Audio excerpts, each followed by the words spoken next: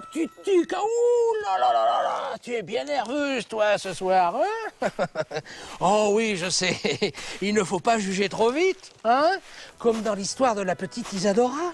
Isadora était une petite fille qui vivait dans un village près de Barcelone. Elle était curieuse de tout et aimait énormément les animaux. Un jour, le prince du comté acheta un magnifique taureau de combat. Mais dès son arrivée, celui-ci se révéla d'une férocité incroyable et il fut vite surnommé le tueur. Dans son enclos, l'animal passait en effet ses journées à cracher de la fumée par les naseaux et à marteler le sol de ses sabots. Un matin, à force de foncer, cornes baissées dans les barrières, il les détruisit et s'enfuit. Alors les habitants du village paniqués s'armèrent de pics et de fourches pour lui faire regagner son enclos. Mais rien à faire. Le taureau dévala les ruelles étroites du village et bientôt il se retrouva dans la cour du château. Tout le monde s'était réfugié sur les remparts, tout le monde, oui, oui. Sauf la fille du prince qui jouait tranquillement. En voyant l'animal arriver, la petite serra sa poupée dans ses bras et se mit à sangloter. Le taureau s'approcha d'elle, la renifla et gratta le sol de ses sabots. Tout le monde était pétrifié de terreur. Lorsque le prince arriva, il ordonna au plus courageux de ses soldats d'aller chercher sa fille. Le soldat s'avança vers lui. Le taureau l'aperçut et le chargea. Le courageux soldat battit en retraite. Le prince ordonna alors au plus fort de ses soldats d'aller chercher sa fille. Le soldat s'approcha du taureau et repartit en courant. Il en fut de même avec le plus rusé et même avec le plus bagarreur. Le prince décida alors qu'il fallait tuer le taureau et il fit appeler des archers. À ce moment-là, on entendit une petite voix. « Non, ne le tuez pas !» C'était Isadora qui parlait.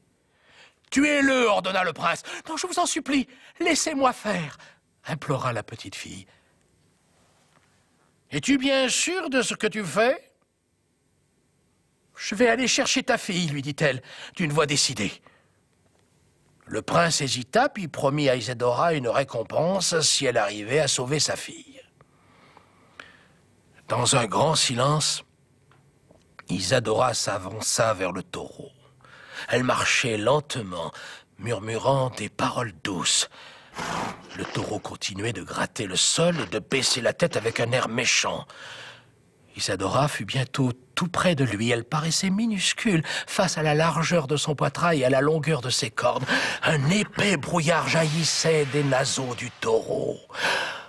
La foule retenait son souffle.